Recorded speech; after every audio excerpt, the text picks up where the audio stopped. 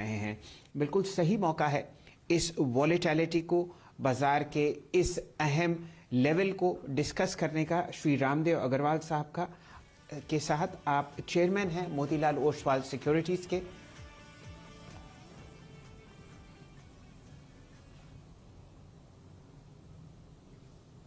और दिवाली से दिवाली तक के इस बहुत ही ज़बरदस्त शो में आपका स्वागत है रामदेव साहब।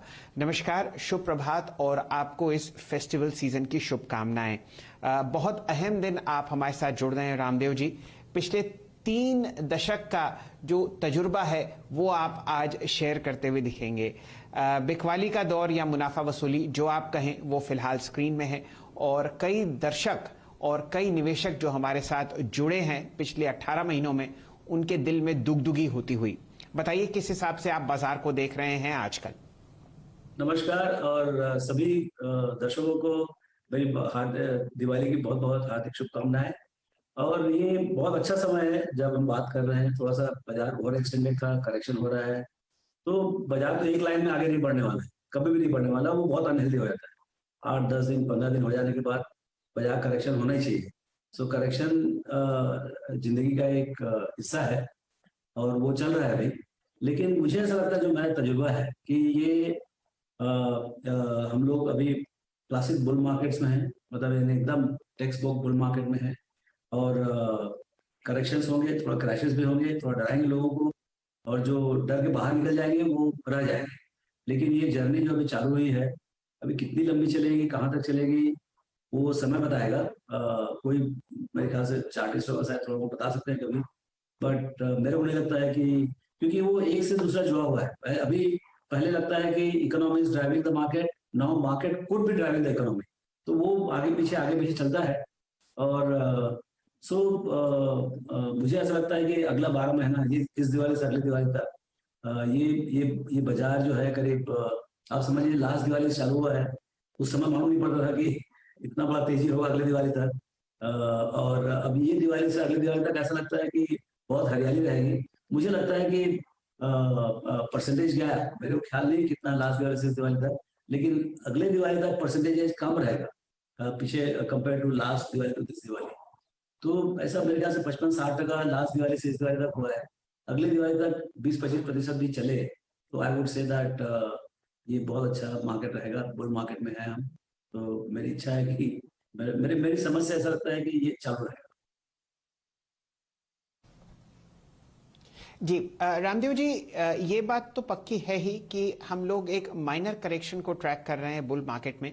लेकिन पिछले 6 महीने से या अप्रैल से अब तक देखें, हमारे विदेशी मित्र नाराज हैं।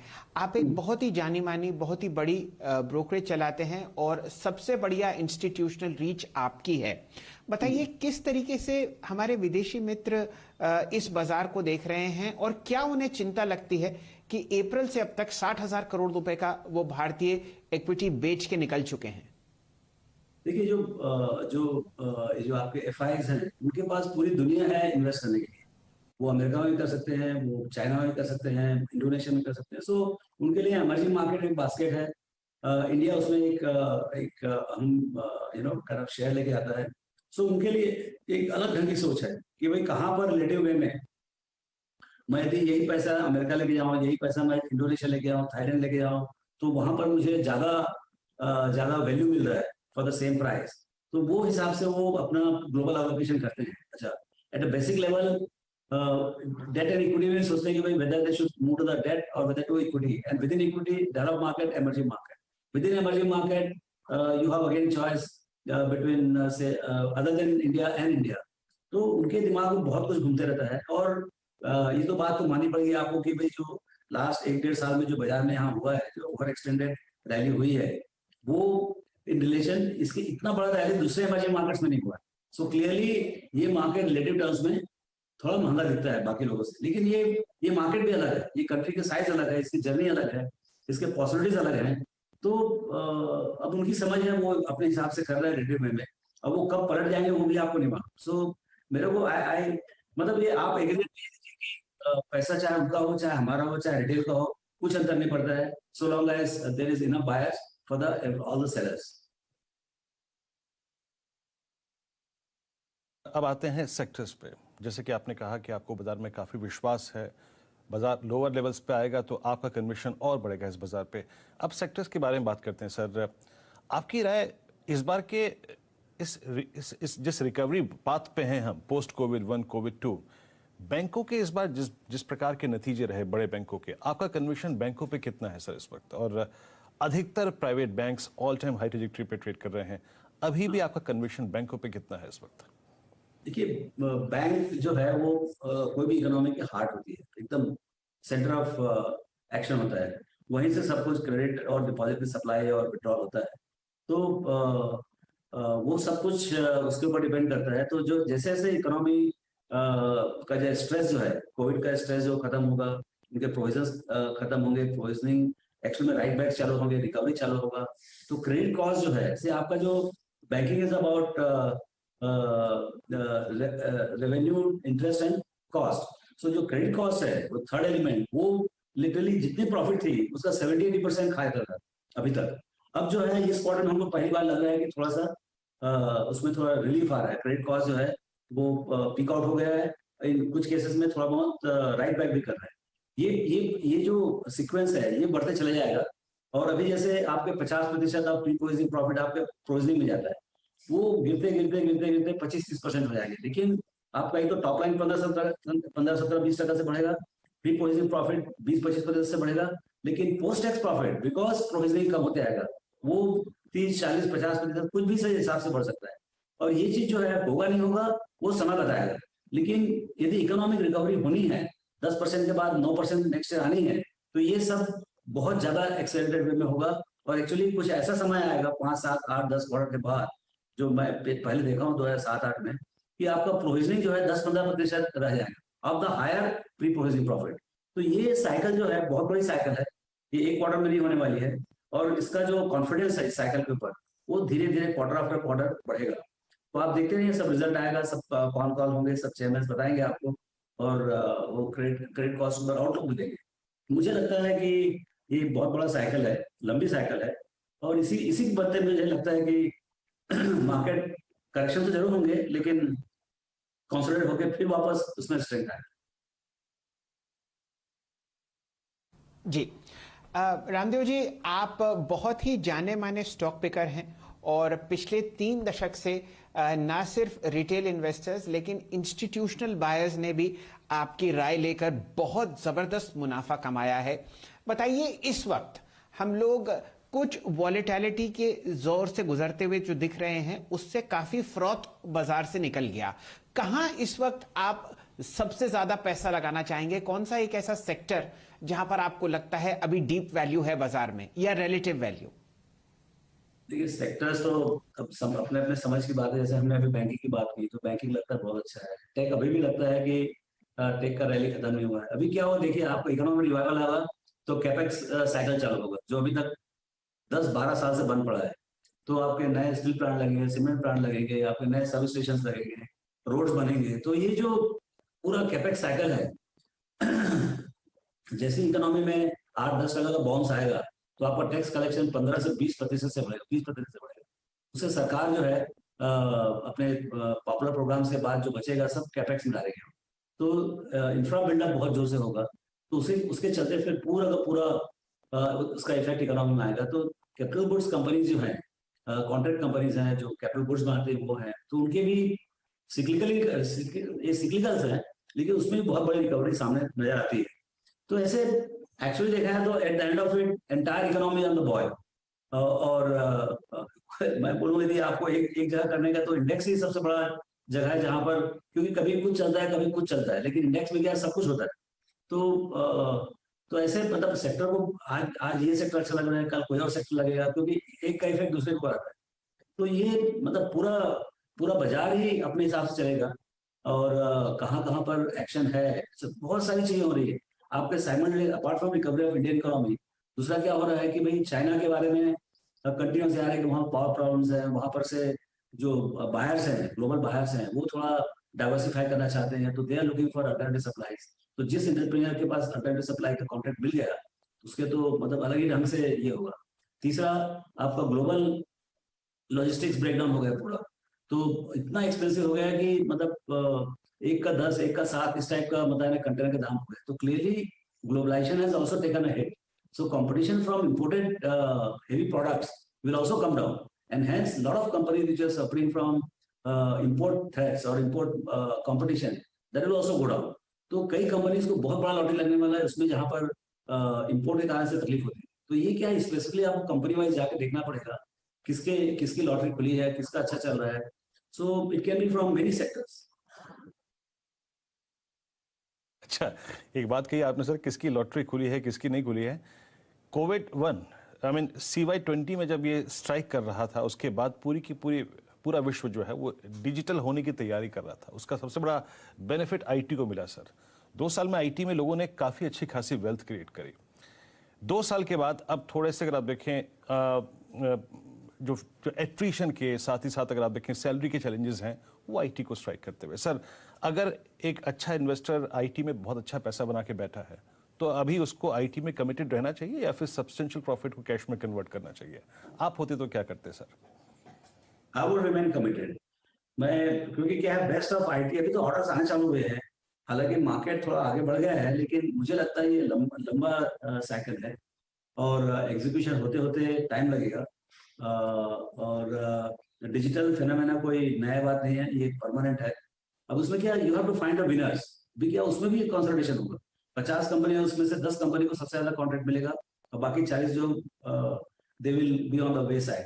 तो उसमें ये देखना है कि इसमें कौन सी वो मिड साइज कंपनी है जो कि बहुत ज्यादा स्केल करके लार्ज कंपनी बनने की इसमें है। सो ये जर्नी तो बहुत लंबी है। देखिए 2001 में 3-4 बिलियन डॉलर का एक्सपोर्ट था इंडिया का, आज के दिन में 150 बिलियन डॉलर का एक्सपोर्ट, लास्ट ईयर की बात कर रहा हूँ। अभी यहाँ से 300 से 500 बिलियन डॉलर का एक्सपोर्ट अगले 3-4 साल में होने वाला। तो इस टाइप का जो ग्लोबल ट्रेंड है, उसके अगेंस्ट में बेट करके कोई फायदा नहीं। अब उसमें कितना पैसा बनेगा, बाजार कितना ऑलरेडी डिस्काउंट कर चुका है, ये बहुत डिफिकल्ट है प्रिसाइज करने का। लेकिन यदि आपकी कंपनी अच्छी चल रही है, आपने पैसे कमाए हैं, तो 35 आई मीन TCS वगैरह सब 35-36 का पी है, trailing I am talking about. तो ऐसा बहुत ज्यादा डिमांडिंग वैल्यूएशन भी नहीं। So I would remain invested in IT at this junction. Ramdev ji, हम लोग पिछली बार आपसे जुड़े और आपने चर्चा करी थी, बहुत ही अच्छी तरीके से समझाया कि जो वैल्यूएशंस हम लोग पुराने ज़माने के सीखे हुए हैं, वो नई जो कंपनीज आ रही हैं इंटरनेट स्पेस में लागू नहीं होती। इस हफ्ते आप हमारे साथ जुड़े हैं और इत्तेफाकन 3 IPOs आपको या तो चलते हुए दिख रहे हैं या उसमें पैसा आता हुआ दिखेगा। नाइका और फिनो पेमेंट बैंक आपको खुलते हुए दिखे हैं और पेटीएम का इंतजार है। किस तरीके से आपसे जो बड़े क्लाइंट्स बात करते हैं, इस सेक्टर को देख रहे हैं, कोई ऐसा कलर दीजिए जो हमारे रिटेल निवेशक समझ पाएं, क्योंकि वैल्यूएशन देखें जहां पर कम से कम मैंने पढ़ाई करी थी और आपसे सीखा था, वो तो यहां पर बिल्कुल आसमान छूते हुए दिख रहे हैं। लेकिन फिर भी बहुत जबरदस्त इंस्टीट्यूशनल डिमांड है और ये IPOs बहुत जल्दी बढ़ते हुए दिख रहे हैं। कुछ ऐसी सीख जो आप शेयर करना चाहें रिटेल निवेशकों के साथ? देखिए 2 चीज है, एक तो क्या है, बाजार में कई अपॉर्चुनिटी आएंगी, जो समझ में नहीं आता वो करने का फायदा नहीं।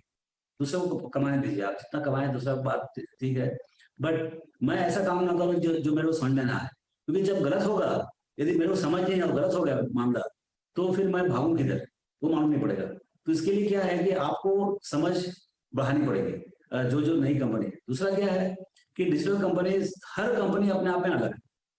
कोई कंपनी जो है एक तरीके का नहीं है। जैसे पेटीएम अलग है फिनो से, फिनो अलग है कोई और कंपनी से। सो हर कंपनी अपने आप में अलग है। नाइका अलग है, जोमेटो अलग है, सब अपने आप में अलग अलग कंपनी है, सबके यूनिक बिजनेस मॉडल है। हर जगह बिजनेस मॉडल इनोवेशन है। तो आपको जो इनोवेशन है बिजनेस मॉडल का, वो आपको समझना पड़ेगा, सबसे बड़ी बात।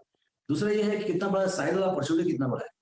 तो ये जो combination of size of opportunity और बिजनेस मॉडल इनोवेशन है, उसके हिसाब से आपको वैल्यूएशन करना पड़ेगा।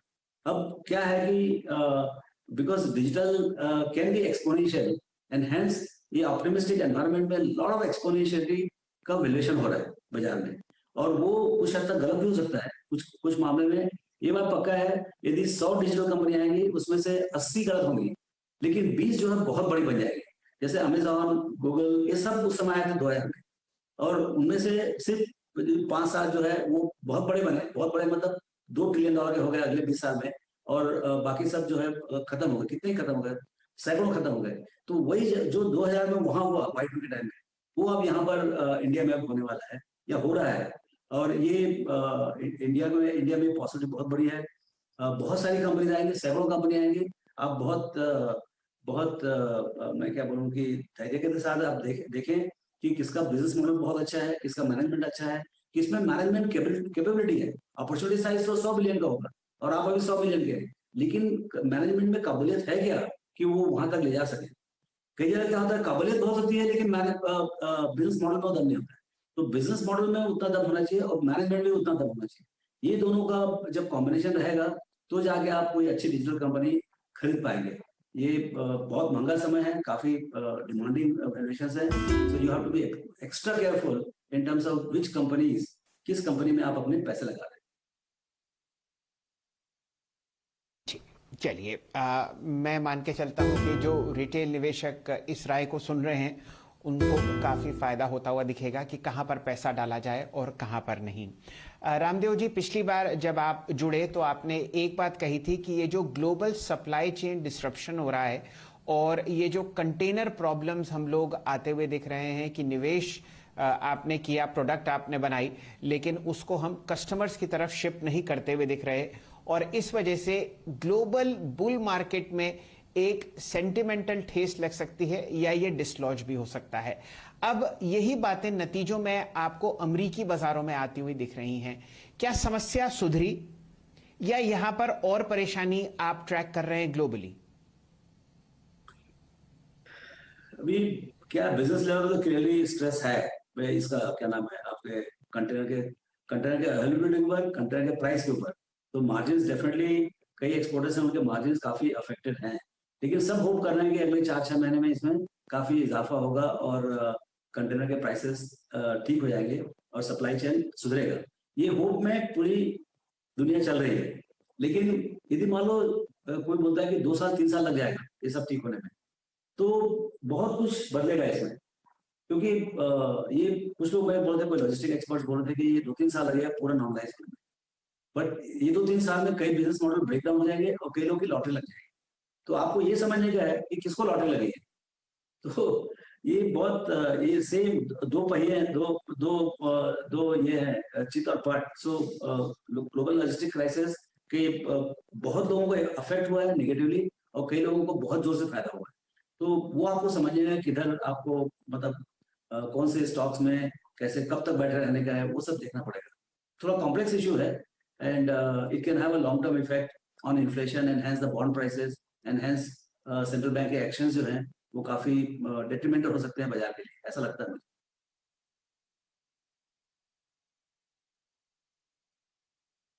से मैं ये करना चाहूँगा, इस बार अर्निंग सीजन में जहाँ जहाँ नतीजे अच्छे थे, बाजार काफ़ी मेहरबान था। बैंक्स को हाथों हाथ लिया और एक थीम को हाथों हाथ लिया। जिस कंपनी के साथ ईवी जुड़ा था, टाटा मोटर्स डीवीआर, सोनाकॉम, साथ ही साथ आप देखिए टीवीएस जो कि अपना ईवी आर्म एक सेटअप करने जा रहा है, उस पर बाजार काफ़ी मेहरबान नजर आया। सर, एज ए इन्वेस्टर अगर आप हैं तो क्या करें, और अगर मेरे को फ्रेश पैसा डालना है, एक फ्रेश नजरिए लेके यहाँ पे थोड़े से स्टॉक्स को एक्यूमुलेट करना है, इस स्पेस में यहाँ से आने वाले 2-3 वर्षों में कितना पैसा बनेगा ईवी? ये बहुत डिफिकल्ट है बोलने का, मतलब यानी ये सबसे बड़ा गेम है अभी ग्लोबल। इसमें आप देखिए टेस्ला का मोर देन $1 ट्रिलियन का वैल्यूएशन हो गया है। बाकी सब ऑटोमोटिव एक तरफ और टेस्ला एक तरफ, बट वो इनोवेटर्स हैं, उनको देख के सब लोग, बाकी लोग एंट्री करने की कोशिश कर रहे हैं, उनके मॉडल कॉपी कर रहे हैं। रेगुलेटर्स भी उनको मतलब उनको देखते हुए क्लीन एनवायरनमेंट के लिए काफी यूज कर रहे हैं वो मॉडल। तो जो अब लेकिन एक ही कंपनी है जो कि इतना बड़ा इनोवेशन लेके आई है, वो है टेस्ला। तो यहाँ पर ये देखना है कि कौन सी कंपनी 2 व्हीलर 3 व्हीलर 4 व्हीलर में एक्चुअली इनोवेशन लेके आती है। ये बोलने का बहुत इजी है कि हम ईवी में लेके, तो सबको करने का ईवी, क्यों कोई जो पुराने जो हमारे 2 व्हीलर कंपनीज हैं या 4 व्हीलर कंपनी, सबको ईवी लेके आने का, वो तो मतलब वो आना ही है, 4-6 महीने आगे पीछे कुछ अंतर नहीं पड़ता। लेकिन सवाल है किसके पास इनोवेशन, किसके पास मार्केट और प्रोडक्ट फिट है।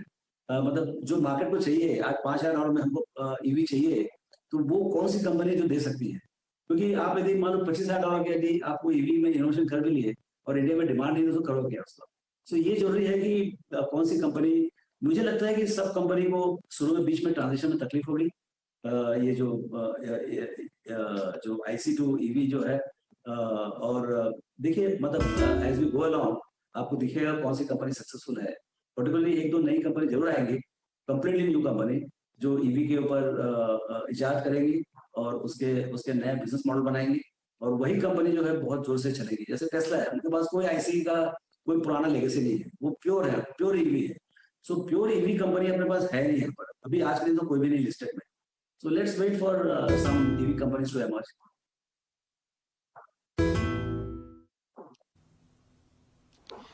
चलिए रामदेव जी, आपका बहुत बहुत आभार। आपने इतना कीमती समय निकाला हमारे साथ और जुड़े और इतनी ज़बरदस्त राय शेयर करी बाजार पर। आवाज़ की तरफ से आपको, परिवार को, मोतीलाल ओसवाल सिक्योरिटीज़ के सारे कर्मचारियों को और आपके कस्टमर्स को दिवाली की बहुत बहुत शुभकामनाएं। मैं उम्मीद करता हूं जितना ज़बरदस्त रिटर्न और इतनी एक्सीलेंट एडवाइस जो मोतीलाल सिक्योरिटीज़ से मिलती है वो आप आगे भी देते हुए दिखेंगे बाजार को, हमको और अपने कस्टमर्स को। नमस्कार, बहुत बहुत धन्यवाद आपका। हैप्पी दिवाली। चलिए वीरेंद्र जी, वापस बाजार से जुड़ते हैं।